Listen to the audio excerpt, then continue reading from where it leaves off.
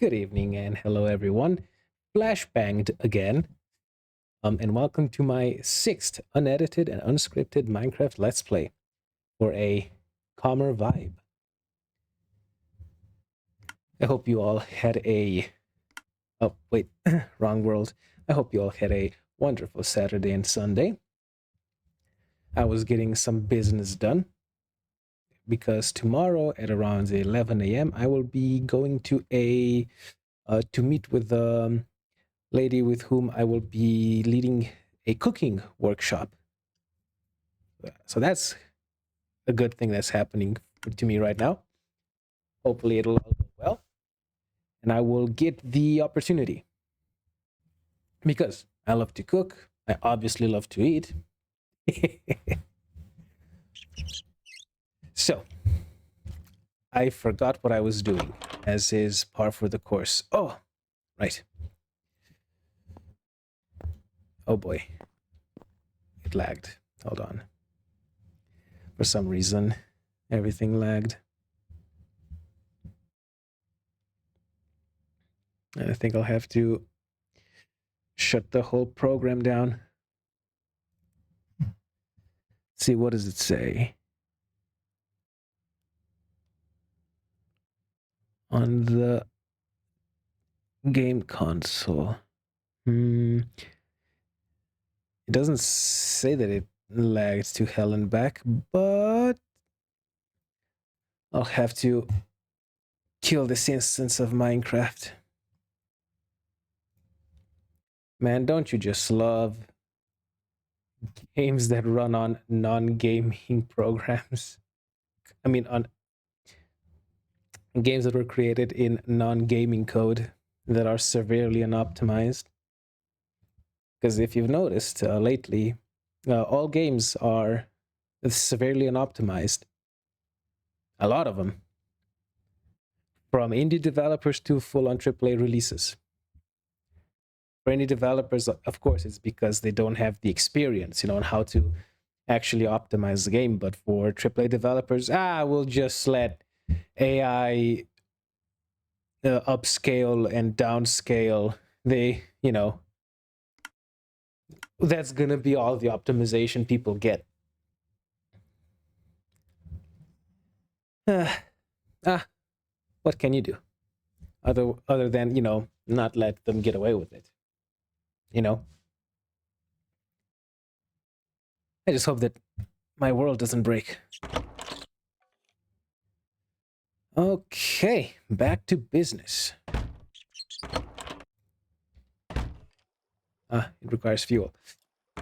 Very well, very well. There's a music disc that I'm interested in. Oh, more blocks of coal. Now what's that? Wool. Ha! Nearly did a stupid.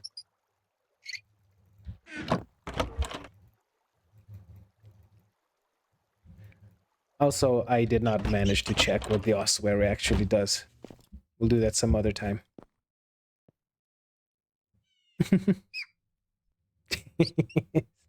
Still love the hamsters. Right. So, what are we gonna do this time?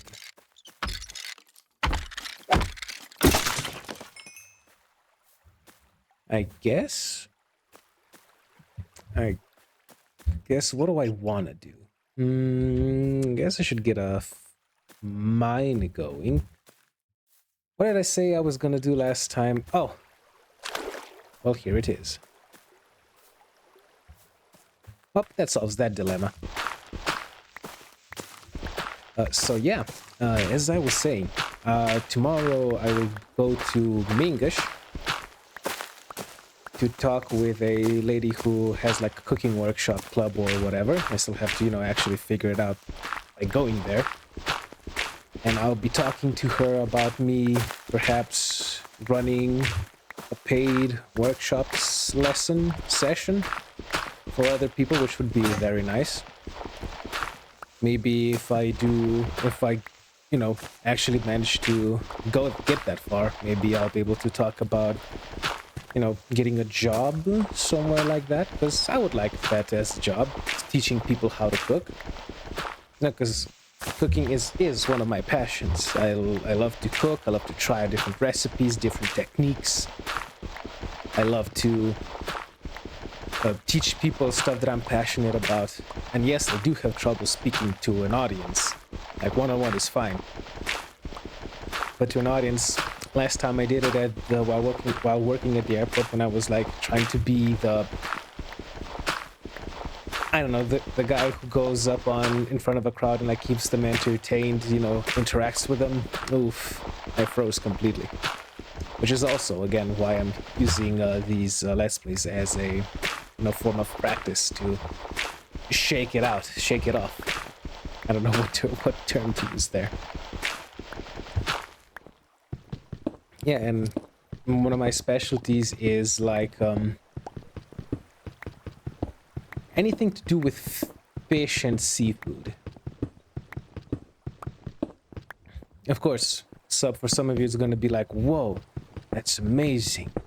I don't know how to do anything with like clams, shellfish, cephalopods, regular fish, algae, seaweed, and whatever. Some of you are going to be like, well, it's a piece of cake. which yeah, you know, I was born like next on the coast, next to the sea, in a different country. You know, so, you know, I know how to catch fish, I know how to clean them, prepare them, you know, squid, cuttlefish, some shells, some clams. You know, all of that is like second nature to me. But you have to understand that where I live, even in this country, is such a... Like, people say that America is like one of the biggest meat-eating countries because they have like their barbecues, their fast food chains, you know, for the way that image is presented to us, like the ranch lifestyle and whatnot. Like, yes, they're really heavy on meat, but here you have people, you know, more specifically, more often than not, they're men, but, you know, some women as well. But you have people who are just like, oh, you can't have a meal it's not a meal if it doesn't have any kind of meat on it, you know, like they'll have a pizza, like a cheese or mushroom or tuna pizza, right? And then they will add extra prosciutto or salami or sausage or bacon or whatever on top of it. Not saying because it tastes good, like I bet it does, you know, I'm sure it does. I like to eat all of that. But then, you know, they have like I don't know, maybe some they have like a vegetarian dish and they get a heart attack because like, where's the meat? But then they begrudgingly eat that vegetarian dish and then they're like, oh god, I need to have a sandwich right now. And then they just like this much bread and this much is just like cold cuts and cheese, and maybe a pickle here and there. So yeah, what I was trying to say with this argument is that people don't know how to prepare make fish more often than not. Like, or maybe they think they do, but it's either really, really amateurish or... And I'm not saying amateurish like the recipe that they're using, but like just the way they handle things. It's like, it shows that you clearly don't know what you're doing, you know? You're just winging it. But you want to believe that you know how to prepare because, oh, how difficult can it be, you know?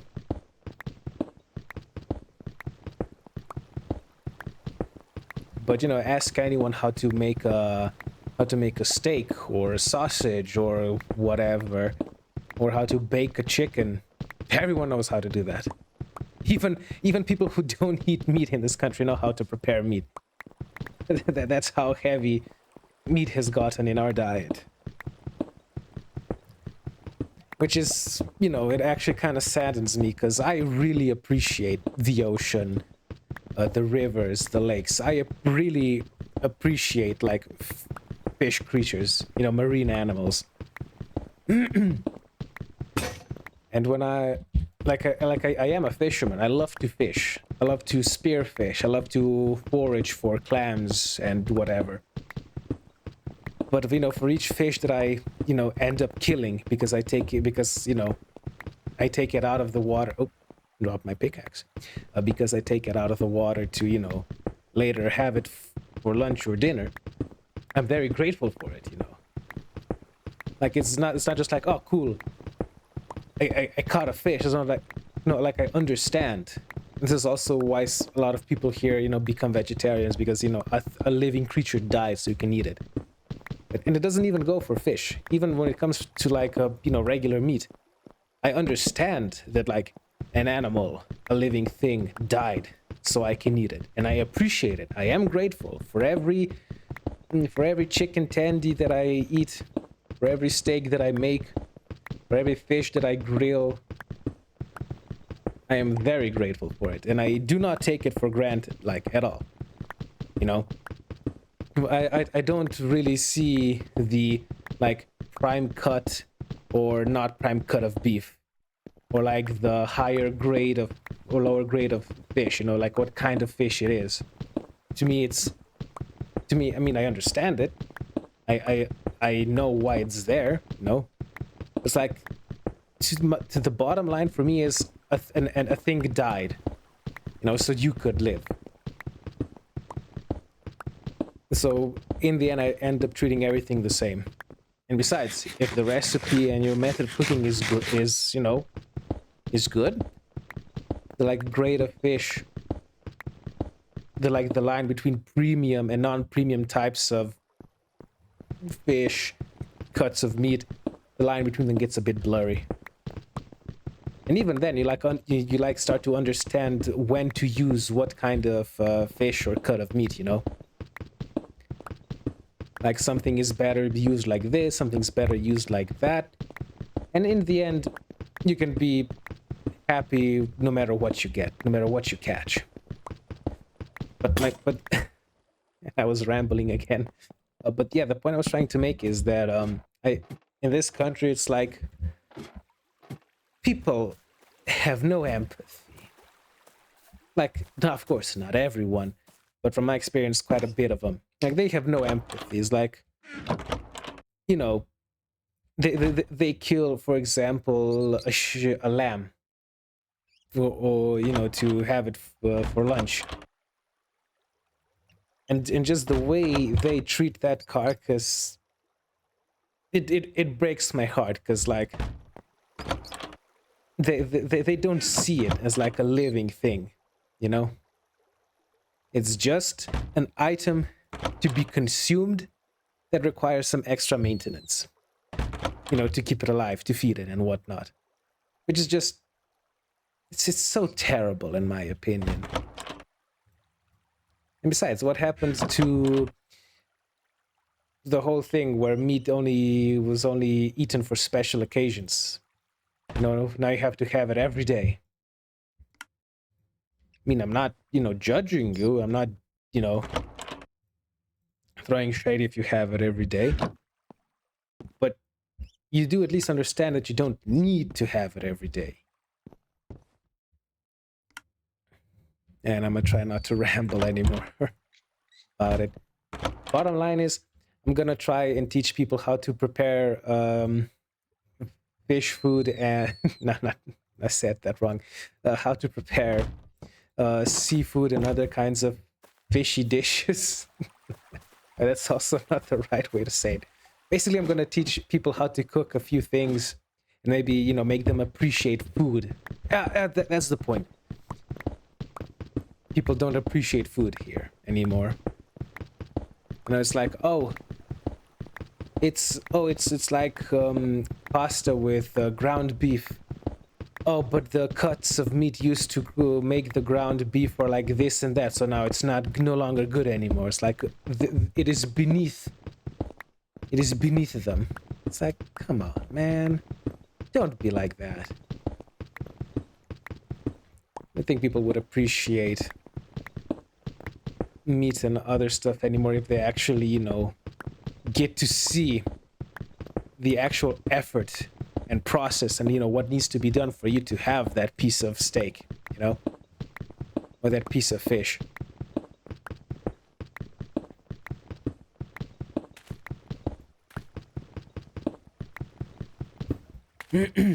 So yeah, I'm very excited.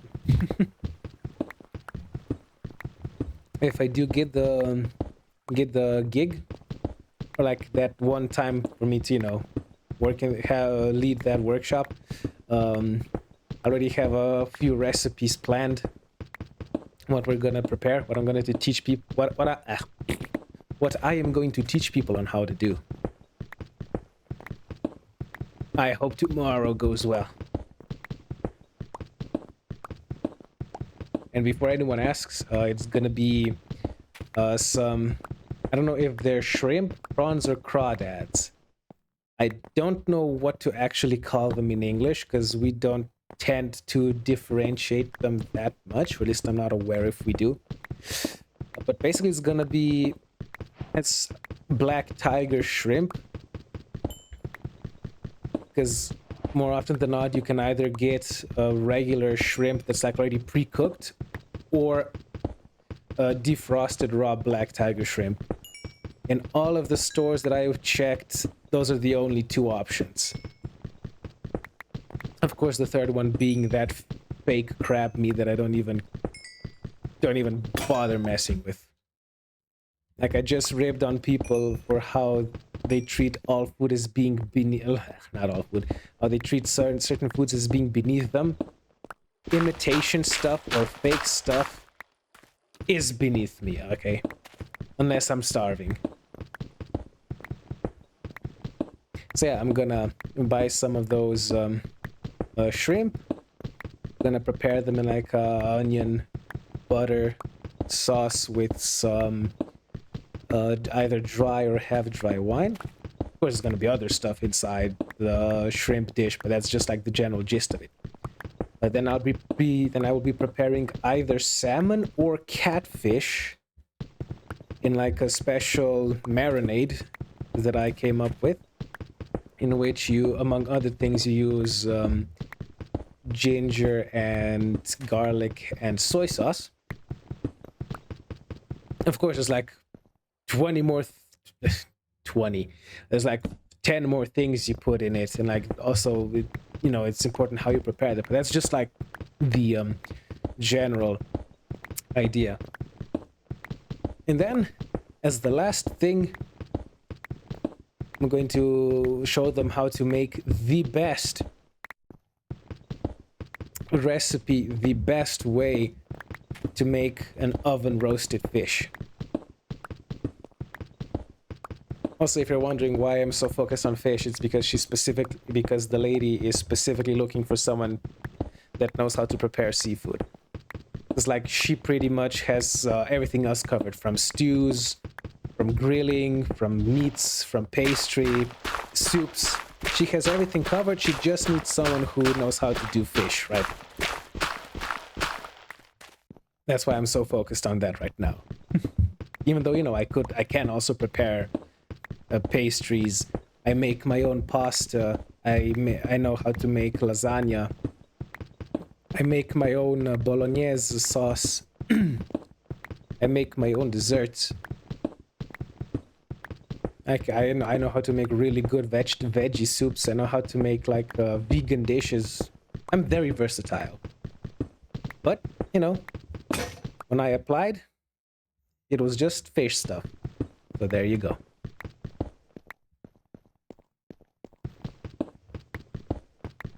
I don't think I'll be able to sleep tonight.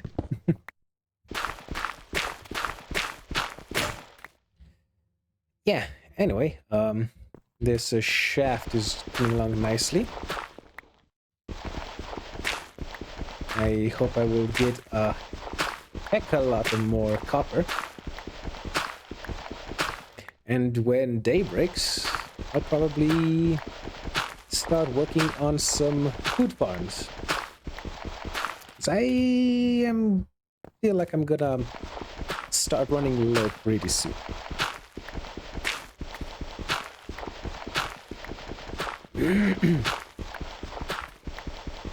Also, if any of you play some trading card games, specifically Magic the Gathering. Oh, I got a message. I'll check it later. Yeah, if any of you specifically play Magic the Gathering, could you like give me an idea of a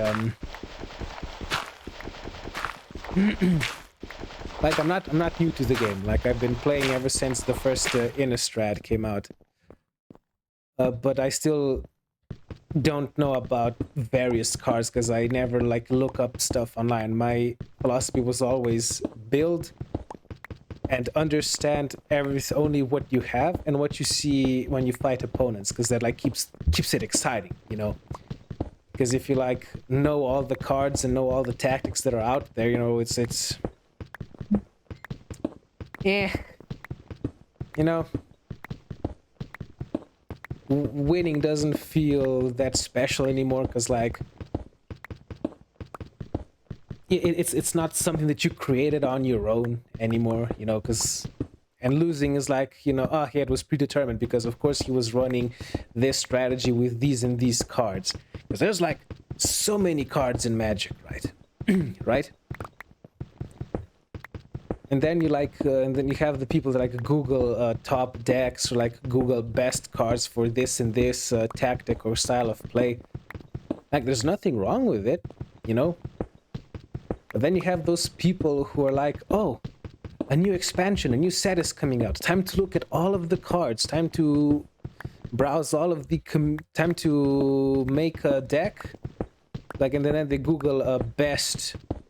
Here, what term am I going to use? Best Infect deck, for example. And then they browse, like, top 10 Infect decks of since such and such or current year, you know? And then it's like, of course, you know, it's not the same. If you do that, then like you after like some time you have like 2,000 cards, like different cards, right? And I know that it sounds a lot. For those of you who don't play trading card games of any kind, that sounds like a lot, okay? But for those of you who play any sort of trading card game, you know that 2,000 cards is... You're just getting started. But yeah, what my... and I'm sorry if I'm like... if sometimes I just keep on rambling incoherently. I do have some trouble, like, conveying my thoughts into words, because in my head, it makes... Everything I say makes complete sense. Even when I say it, it makes complete sense, but... Sometimes, often people have trouble understanding of what I'm actually trying to say. So yeah, my question is like, for those of you that play trading card games, it doesn't even have to do with Magic the Gathering. But didn't it feel like more special when you got into the game and you have like your first 2,000 cards and then you made a deck with that? Like this is all you know. And then you go into like a random event or like Friday night a Magic spot. And then you play with that deck. And then, of course, you lose. But then, when you finally win, didn't that feel like amazing? Then after a while, after so many years of playing, you make a pre-built... oh dear. You like get a pre-built deck. And then you win with that. And it's like... you know? Then right after that, you make another deck... just with the cards that like you own, like this is all you have, this is all you know that exists, and you make a deck with that, and then you win, and it feels amazing. Yeah, basically what I'm saying is, I know a lot of people who quit playing Magic or other trading card games because it's like it's not as exciting, it's not as fun anymore. But the one thing with these people who stopped playing because it's no longer fun for them, one thing they had in common was that they all started like searching up cards and then making decks. You know, it was no longer the you go to the store, you buy a few packs, you open those packs, and then you either with those new cards, you either upgrade one of your previous decks or make a new one. You know? It's... I guess the word is... They started... no, it's not target farming.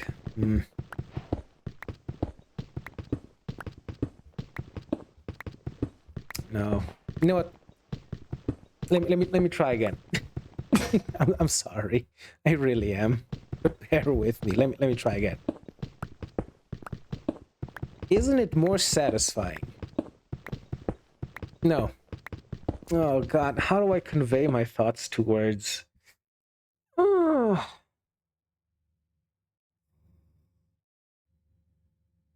I gotta stop playing so I can really focus. It's so hard for me to like convey the points that I'm trying to say. Then it doesn't matter in which language. But basically, doesn't it feel so much better when you're not spoiled for all the cards and all the tactics that are out there? Doesn't it make each duel with a person more exciting? Because you don't know what they have, what they're going to use. You know, then you have to like adapt and try to be as flexible as you can with what your deck is capable of, you know? And then when you actually do win with the deck that you've made from only the cards that you are aware of that exist because you physically have them, doesn't that feel so much better than if you constantly keep looking up different types of cards that exist, strategies, top builds? You know, doesn't that make you like lose? Doesn't that like make the game like lose the spark that it had? You know?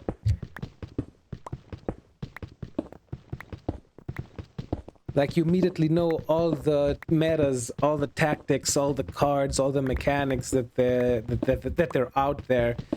You immediately, you know, it's not as exciting anymore. There's no longer that like wow.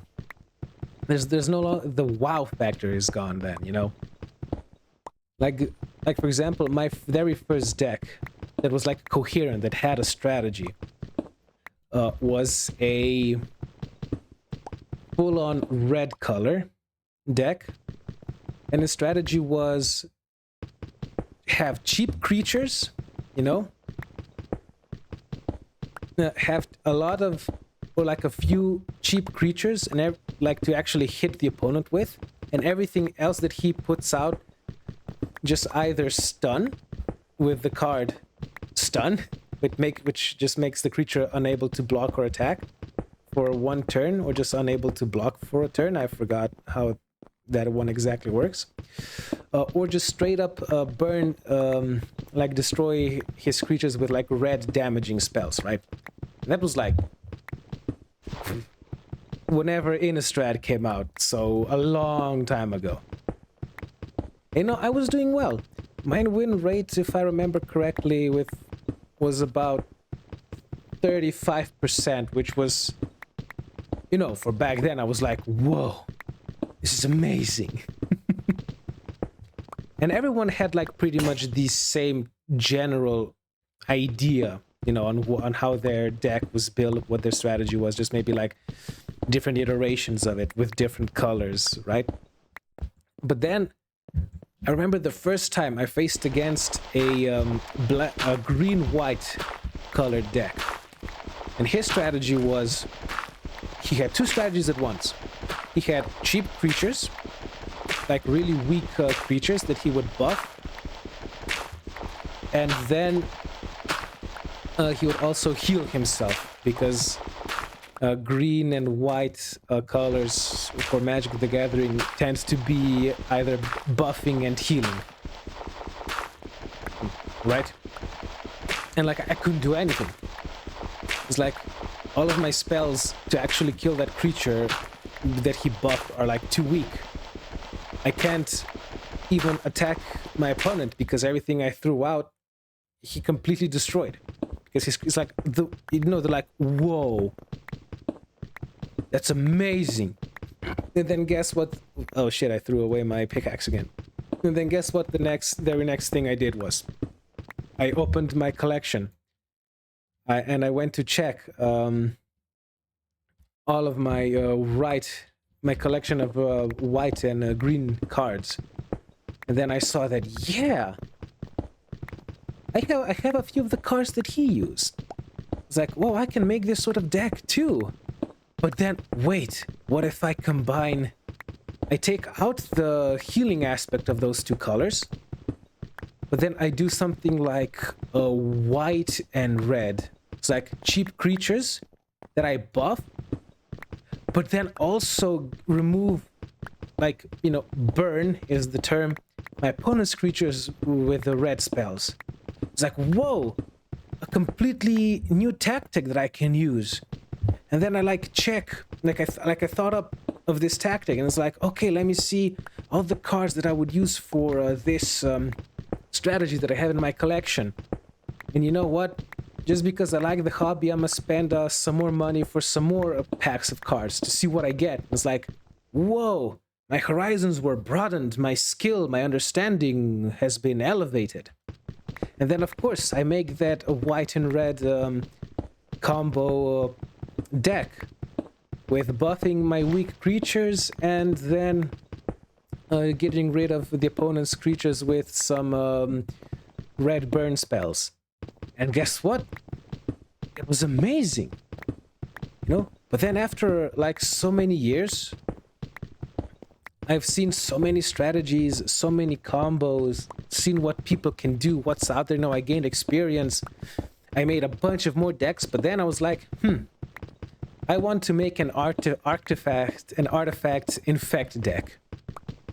And some friend recommended, oh, just Google to see. It's really complicated. Just Google, see what's out there.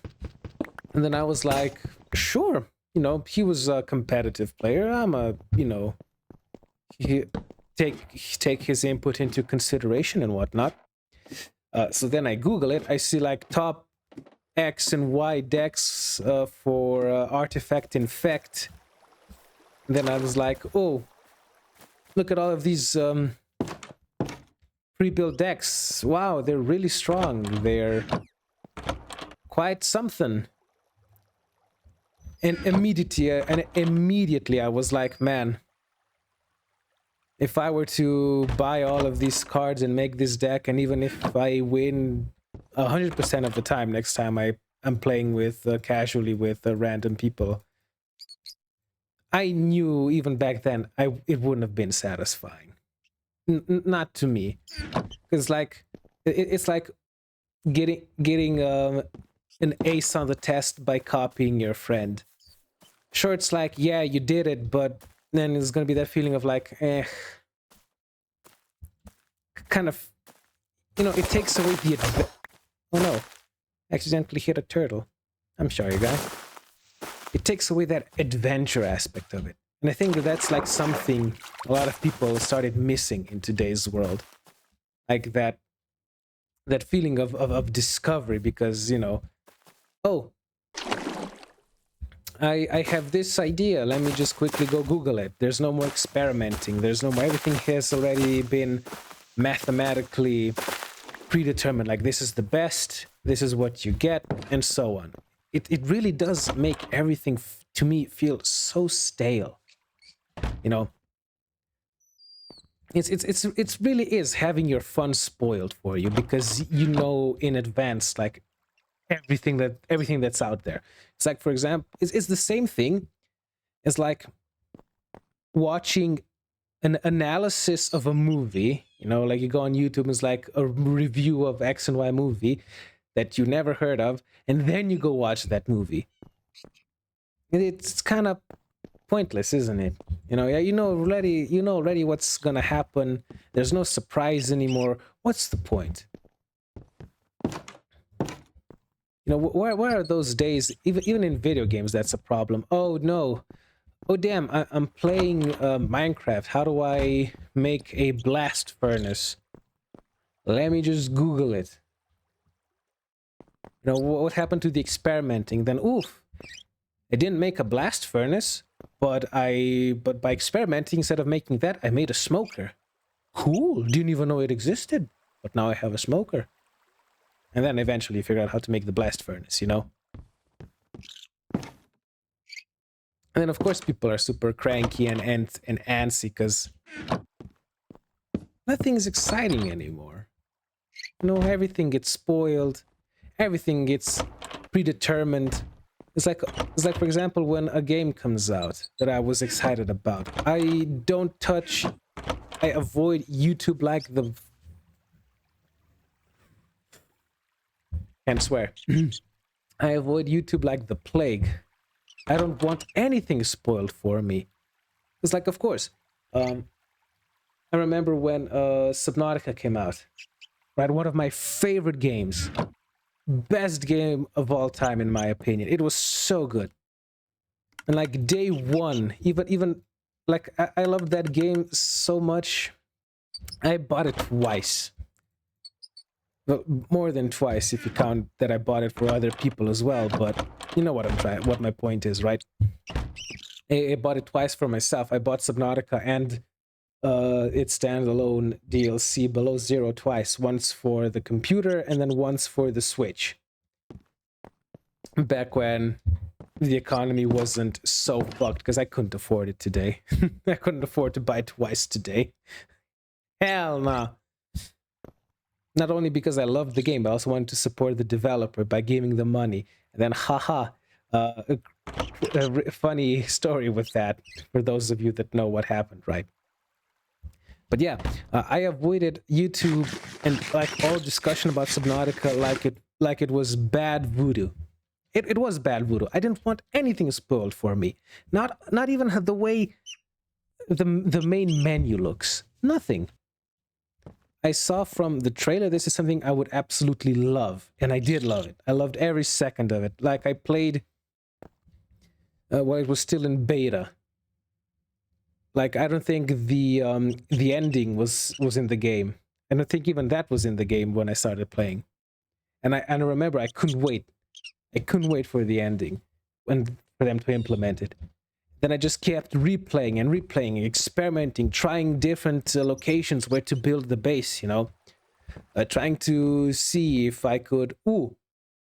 Do you know how amazing it felt when I realized, wait, I can put grow beds inside my big submarine and I could slowly grow food inside my sub?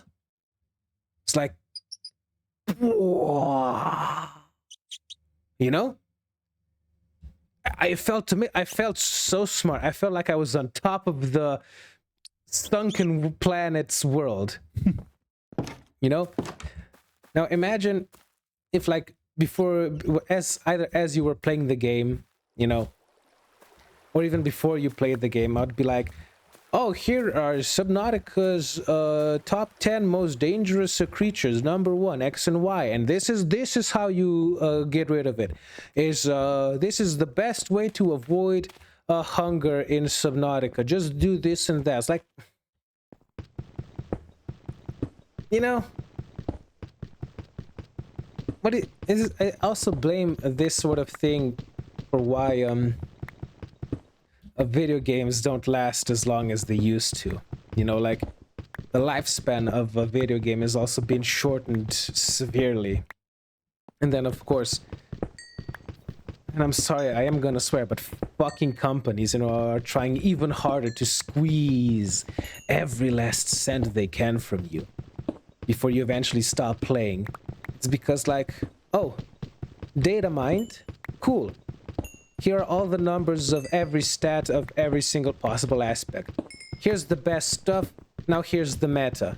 Now everyone keeps doing that meta. And then of course, the video game gets stale. No one experiments because everything is known. Why bother? Game it gets boring. Move on to the next thing. Game dies. You know, like how amazing certain games were before like metas got evolved. And of course every game is gonna get a meta, you know, like sooner or later. But people are also afraid to experiment. For example, like there was this example back when I used to play League, before a certain countries, a certain spyware and anti-cheat, additional spyware completely ruined League of Legends for me because I physically cannot play it anymore because of their spyware of a certain country, you know? Like, it does throttle my bandwidth so much because my internet isn't that good that I do notice it, you know? But basically, of course, there was a meta. Back then, there was a meta, if I remember correctly. For those of you that play League will understand, but I'll try to explain it as best as I can for people who don't play League of Legends, or at least they didn't play it at all. But basically, you either picked Champion A to go to top lane. And now, since Champion A went to top lane, because it was always picked, because it was the best, it will always be countered with either Champion B or C. But now if Champion A wasn't picked top lane, because it was banned, and it's either going to be Champion B or C. And now since Champion B and C have been picked, you will always counter-pick them with this. And then that was the meta. And it went down the line for all the lanes, right? And then with each game, you always had these strategies, these characters, in these positions, in these roles. And of course it got stale and people quit. You know, because it was always the same thing. Then it only came down to who had the better reaction time and the better map awareness and whatever. And of course that's a form of expression of skill. I completely understand that. But it takes away, you know, the novelty.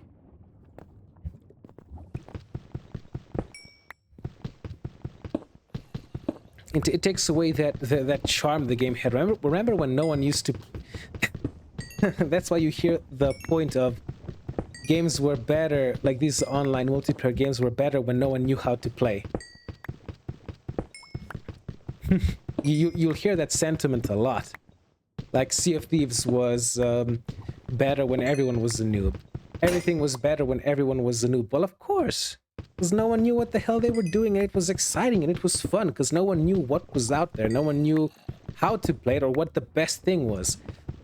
Like people were in Sea of Thieves, people were experimenting by having gun and sword or maybe gun and shotgun, you know? People were trying X and Y. Maybe the best thing to do was to use explosives to get rid of the enemy. Maybe it was fire bombs and whatnot. But now, you know, now it's the same thing. You know, everyone uses the same thing because time to kill is the lowest. There's this meta. You always do this and you always do that because some competitive YouTuber did prove that this is the best way to do it.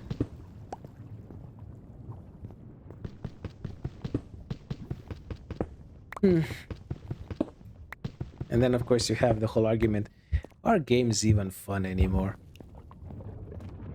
And I will always say that yes. Yes, they are. You're just doing things that aren't fun in video games. But then, of course, you know, a lot of video games...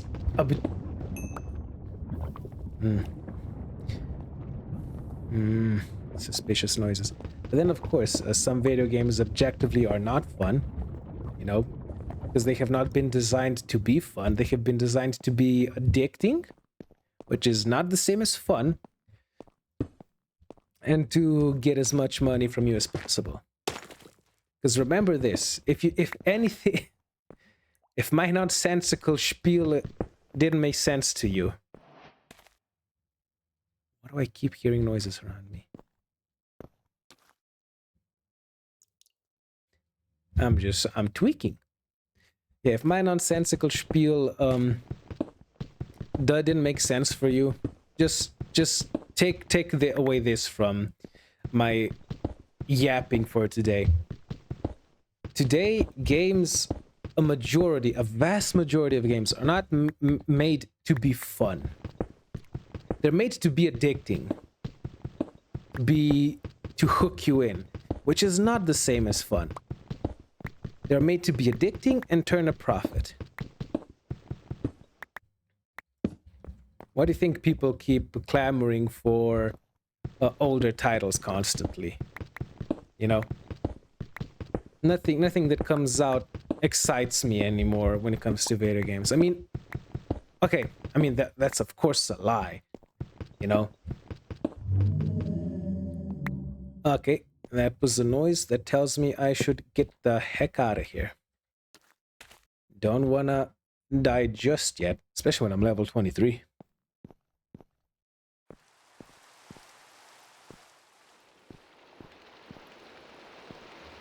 But yeah, I lost my train of thought. Yeah, basically, yeah. Oh boy. Yeah, games are not made to be fun anymore. They're made to be addictive, which is not the same as fun, and to be as profitable as possible. And they're not made to please you as the consumer. You as the consumer haven't been the priority for a lot of these, not game developers, but game publishers, I think. If I'm mixing up terminology, or if I say something that's objectively incorrect, I'm sorry. English is not my first language, okay? If it wasn't obvious. But yeah, games are not made for you. Games are now being made for shareholders, for the super rich, for the elite, for people who have so much money that they're buying out entire industries so they can make even more money. Because they don't have to worry about basic necessities like transport, shelter, food, water, heat, clothing, and entertainment. They don't need to worry about that. That's why they're buying, stuff like full-on companies. They use their bottomless wealth to make more bottomless wealth, because that's the only thing they know how to do, For example, again, I'm gonna bring this up. Subnautica. I had so much fun with it. When I heard Subnautica 2 was coming out relatively soon now, dude, I was foaming at the mouth. That's how excited I was. It's like, oh my god. Something powerful is invading my world. Marvelous. I was so excited for Subnautica 2. I told everyone. People who don't give a shit about games. I told them about Subnautica 2 and showed them the trailer, and explained to them why I was so excited for this. Oh my god. But then I got reminded that games are not made for people who enjoy gaming as a hobby. They are not made for, consumers. They're made for shareholders and, CEOs. That's who games are being made for now. People who will never even touch the very video game that they own, air quote. That's what they're being made for. And it saddens me, because there's so many hobbies that have been ruined by people like that.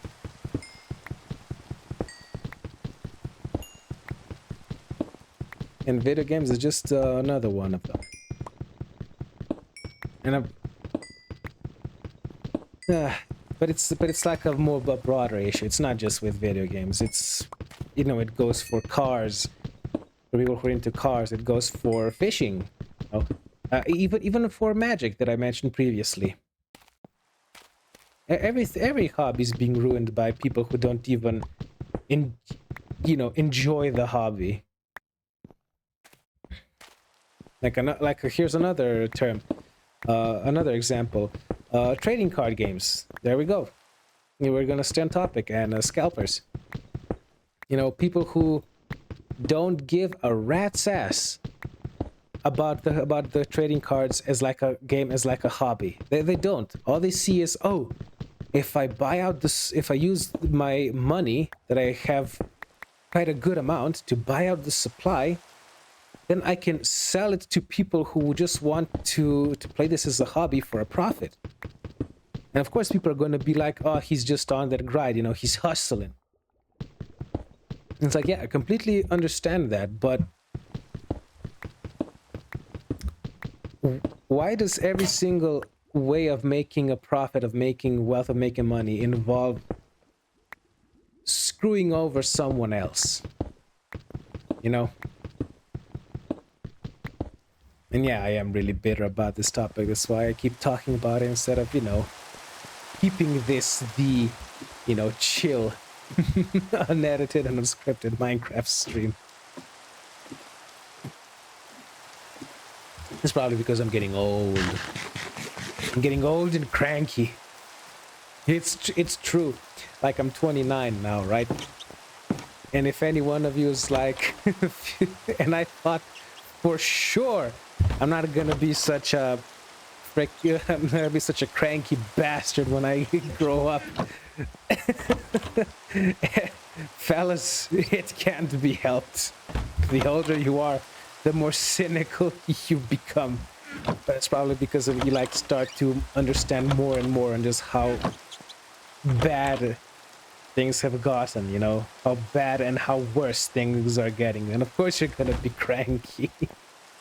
It happens to everyone.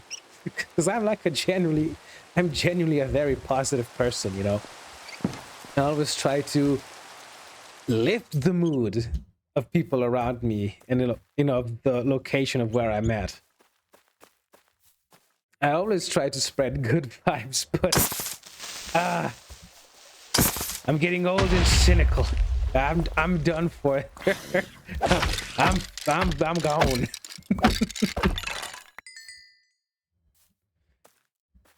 But hey, just try to find workarounds, because there is this term in economics of when there's a shortage, any kind of shortage, people will find a substitute or a workaround. Like, for example, another thing that I really love, like, for example, again, in Magic, if a card is super expensive because it's either, a really damn valuable card or it's rare or whatever, you just make a proxy for it, And for those of you that don't know, making a proxy of a card is basically you take a card that is like you have so much of, a card that you will never ever miss. No, you take a card that you will never ever miss if you tear it up, if you set it on fire right now, right? And then you basically just tape blank paper, maybe a layer of paper over the front face of that card. And then you basically write all the necessary details of the card you want this to be. Of course, you can never enter any sort of public tournament or game with that card. It's usually reserved only for playing with friends, for house rules, air quote.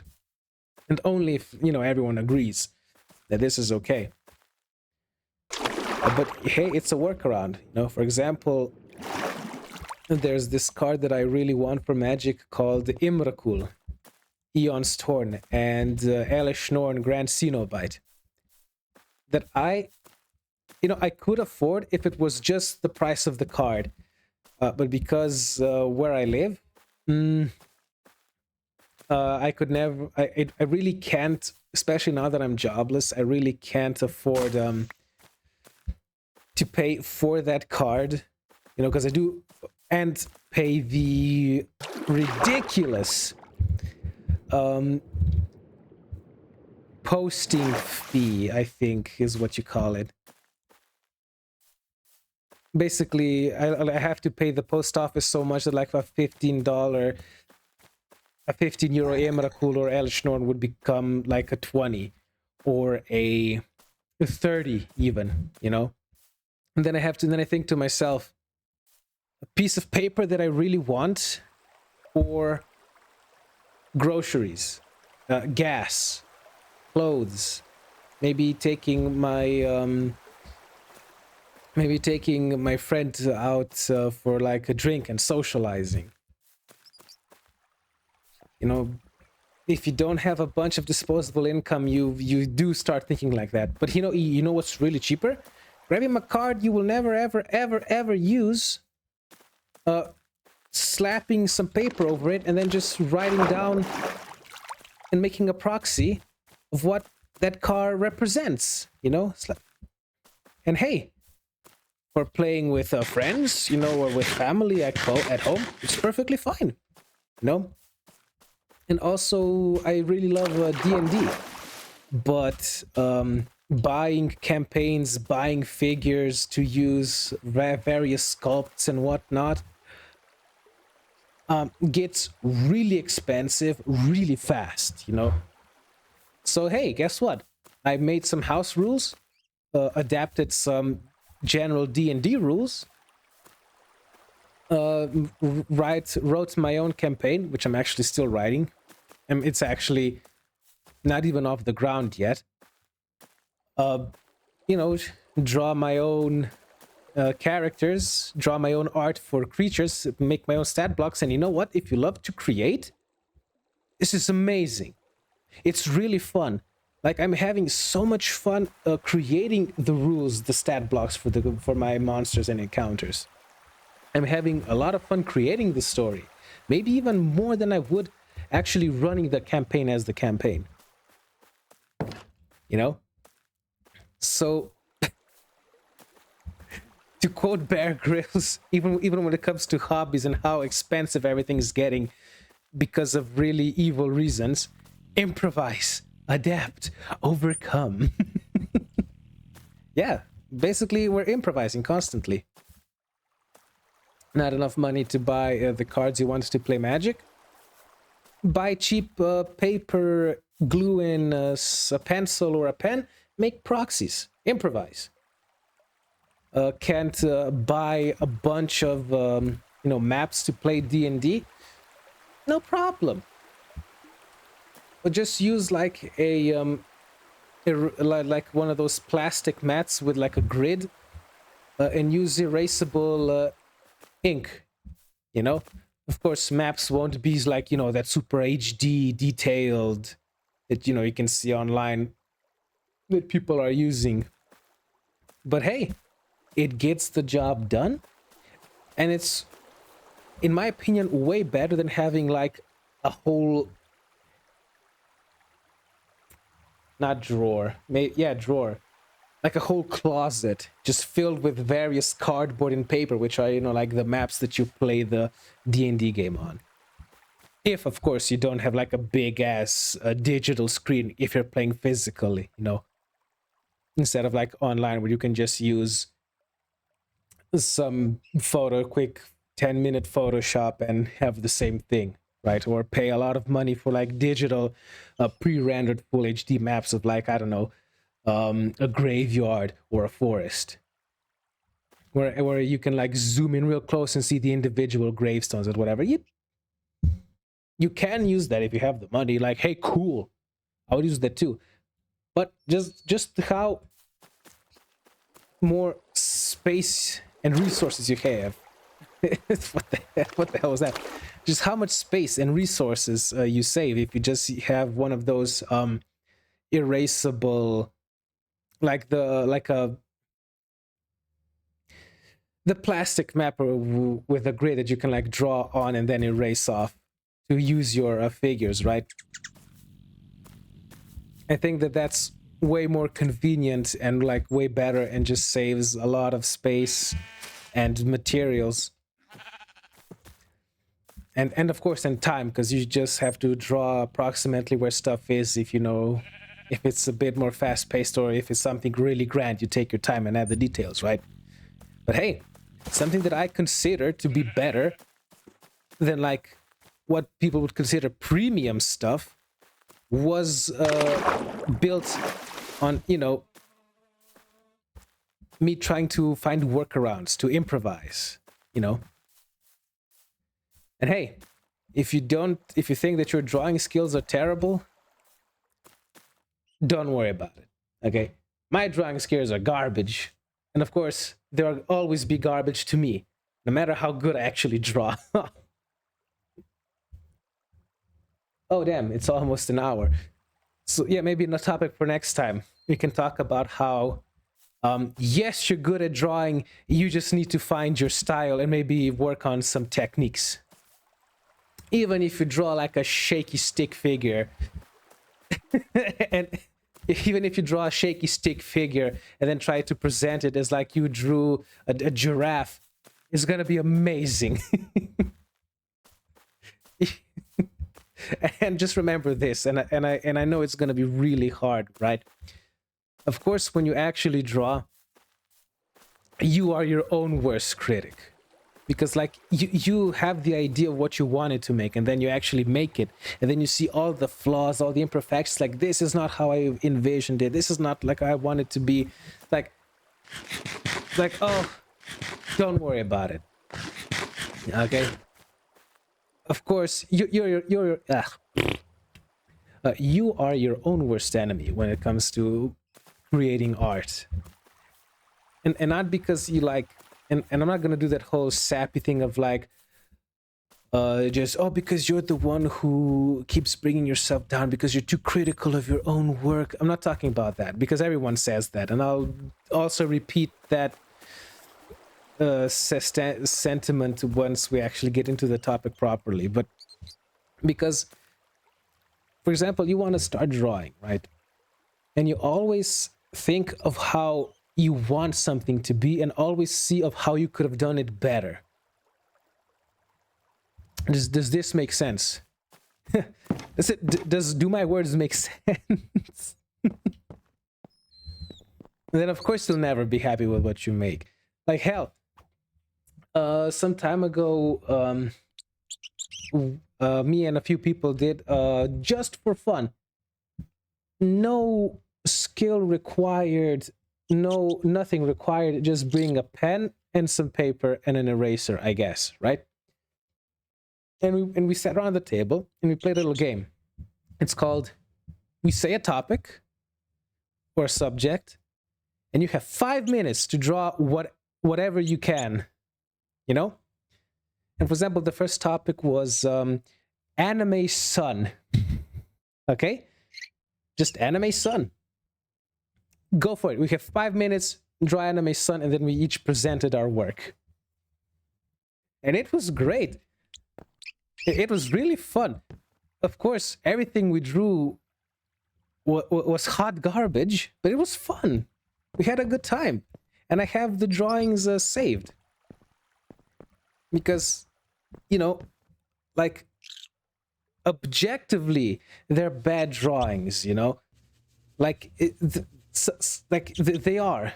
Objectively, they're bad drawings, but they are amazing to me and to the people who we did this with, because of like what they represent, you know?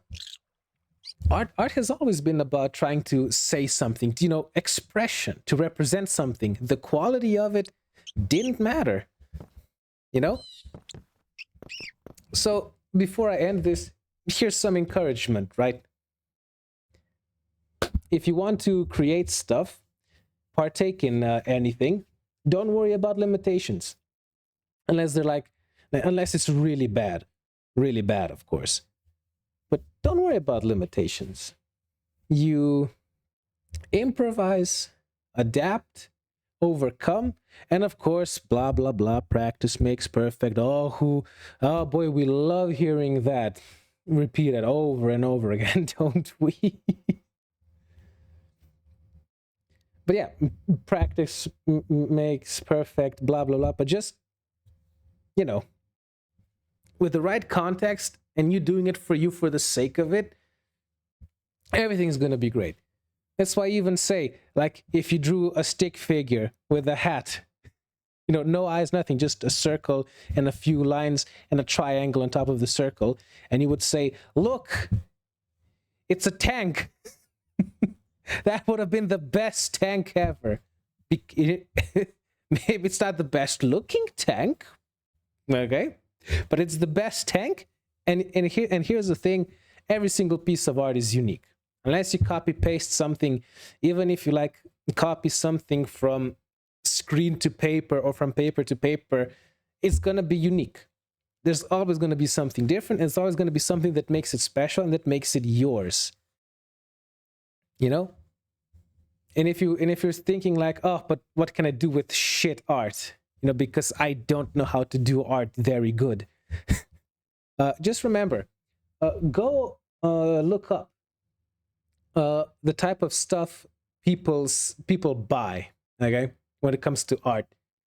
Something that you and I would objectively see as terrible and eyesore, people are gonna spend money on it to hang it on a wall.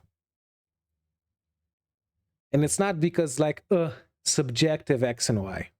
It's way more complicated, and we're gonna save it for next time. Just just like make it and feel good about making it. Enjoy the process.